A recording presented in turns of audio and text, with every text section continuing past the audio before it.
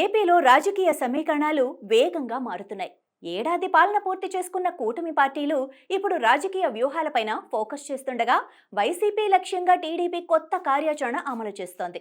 ఇదే సమయంలో అలర్ట్ అయిన వైసీపీ అధినేత మాజీ సీఎం జగన్ రాజకీయంగా తన ప్రణాళికలను అమలు చేసేందుకు సిద్ధమవుతూ కొత్తగా రాజకీయ వ్యూహకర్తను ఖరారు చేసినట్లు సమాచారం. 2019-2024 ఎన్నికల్లోనూ వైసీపీ కోసం ఐపాక్ పనిచేయగా సారథులు మాత్రం మారారు. ఫలితాలు వేర్వేరుగా వచ్చాయి. దీంతో జగన్ రాజకీయ వ్యూహకర్త ఎంపిక పైన ఇప్పుడు ఆసక్తి నెలకొంది.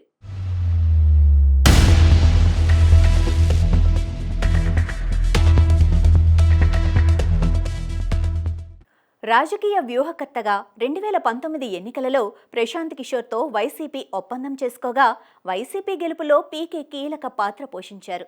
జగన్ పాదయాత్ర, పార్టీలో చేరికలు, ఎన్నికల హామీలు, ప్రచార తీరు వెనుక ఉండి నడిపించారు.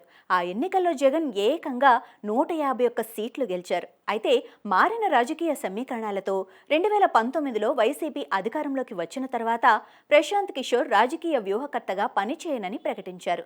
తమిళనాడు, పశ్చిమ బెంగాల్ తర్వాత తాను ఈ విధుల నుంచి దూరంగా ఉంటానని వెల్లడించారు. దీంతో ప్రశాంత్ టీంకే చెందిన ఋషిరాజ్ సింగ్ ఆధ్వర్యంలో ఐపాక్ టీం అప్పటి నుంచి 2024 ఎన్నికల వరకు వైసీపీ కోసం పనిచేసింది.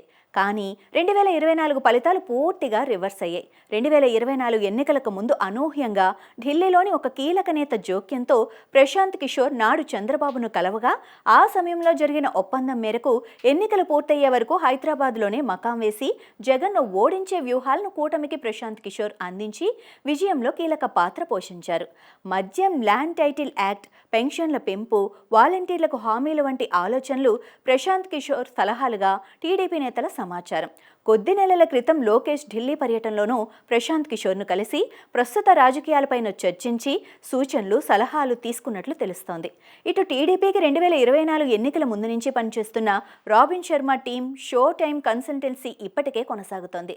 2024 ఎన్నికల్లో ఓటమి తర్వాత ఎక్కువగా బెంగళూరులో ఉంటున్న జగన్ ఇక రాజకీయంగా తన కార్యాచరణ అమలుకు సిద్ధమవుతున్నారు. ఇందులో భాగంగా ఐపాక్లో ప్రశాంత్ కిషోర్కు సహచరుడిగా పనిచేసిన ఒక ప్రముఖ రాజకీయ వ్యూహకర్త తన పార్టీకి సేవలందించేలా ఒప్పందం చేసుకున్నట్లు పార్టీ ముఖ్య నేతల సమాచారం. 2029 ఎన్నికల వరకు ఆ వ్యూహకర్త సేవలు అందించేలా నిర్ణయం జరిగినట్లు తెలుస్తోంది. ఈ దశలో గతంలో పనిచేసిన రిషిరాజ్ సింగ్ తిరిగి సేవలు అందించేందుకు ముందుకు వచ్చినట్లు పార్టీలో ప్రచారం సాగగా దీనిపై జగన్ ఆసక్తిగా లేరని సమాచారం. ఈ కారణంగానే ఇప్పుడు ఈ సీనియర్ వ్యూహకర్తతో ఒప్పందం ఖరారైనట్లు తెలుస్తోంది. ఈ నిర్ణయం పైన జగన్ పార్టీ ముఖ్యులకు త్వరలో వెల్లడించే అవకాశం ఉంది. 2029 ఎన్నికలే లక్ష్యంగా ఇప్పుడు జగన్ తీసుకున్న నిర్ణయం ఎంతవరకు పార్టీకి మేలు చేస్తుంది అనేది ఆసక్తికరంగా మారుతోంది.